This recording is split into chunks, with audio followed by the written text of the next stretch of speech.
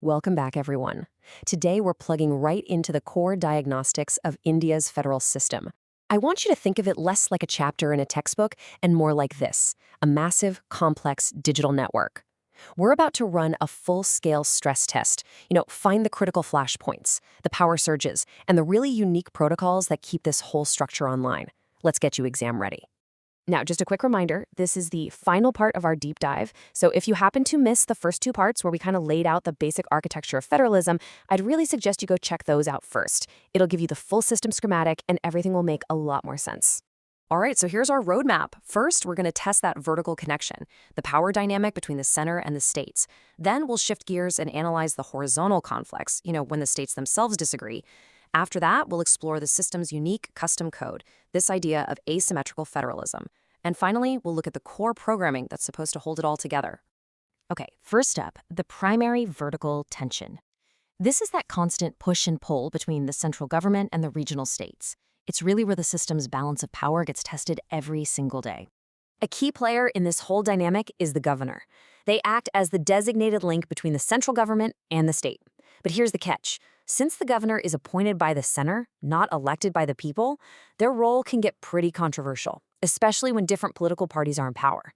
The Sarkaria Commission, which looked into this, actually recommended that these appointments be strictly nonpartisan to cut down on all that friction. And this brings us to Article 356, also known as President's Rule. Okay, I want you to think of this as the system's ultimate override command. It lets the central government take direct control of a state's machinery, totally bypassing the elected government.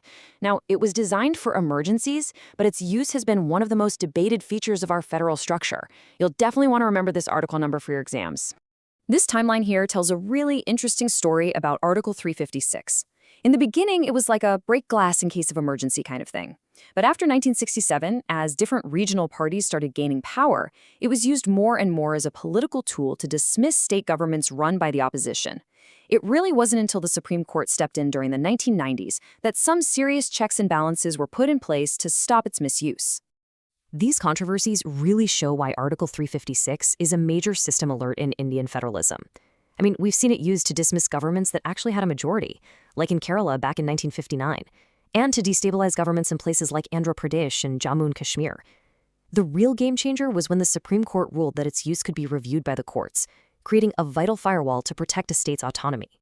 So we've just looked at the vertical tension between the center and the states.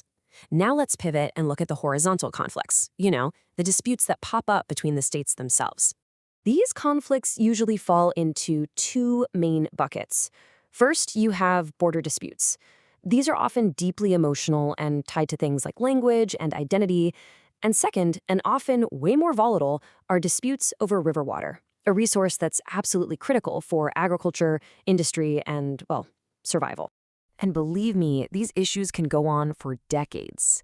The dispute between Maharashtra and Karnataka over the city of Belgaum, or the claims over Chandigarh by both Punjab and Haryana, these are rooted in the linguistic reorganization of states way back in the 50s and 60s. They're still politically sensitive today because they're about more than just land. They're about cultural identity. River water disputes, wow, these test the cooperative spirit of federalism to its absolute limit. The conflict over the Kaveri water between Tamil Nadu and Karnataka, or the Narmada dispute that involves multiple states, are perfect examples.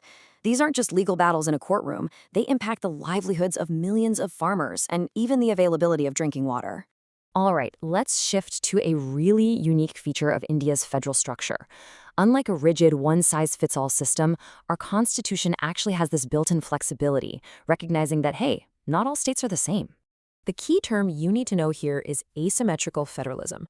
It's basically the system's way of accommodating the unique history and social circumstances of certain regions. While many of these special provisions are for states in the Northeast to protect their distinct cultures, probably the most famous example was the former state of Jammu and Kashmir. So under Article 370, which has since been changed, Jammu and Kashmir operated under a really unique constitutional arrangement. Unlike other states where central laws just apply automatically, for J&K, most laws needed the state government's okay to be implemented. The state even had its own constitution, giving it a degree of autonomy that was pretty much unmatched anywhere else in India. Now, it is absolutely critical to know the current situation. This special status no longer exists. The Jammu and Kashmir Reorganization Act of 2019 was a fundamental rewrite of the federal code for this region, reorganizing that former state into 2 union territories. 1, Jammu and Kashmir, and 2, Ladakh. So, after looking at all these stress points, the vertical conflicts, the horizontal disputes, the special arrangements, what's the guiding principle that's supposed to make this whole complex system actually work? You know, this quote perfectly captures the ideal. At the end of the day, the success of this huge, complex network doesn't just depend on constitutional rules and legal software. It really relies on a culture of cooperation and trust.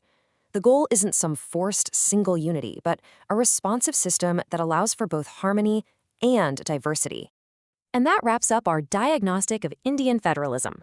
We've seen the power surges, the network conflicts, and the custom code. Understanding these stress points is absolutely key to mastering this topic.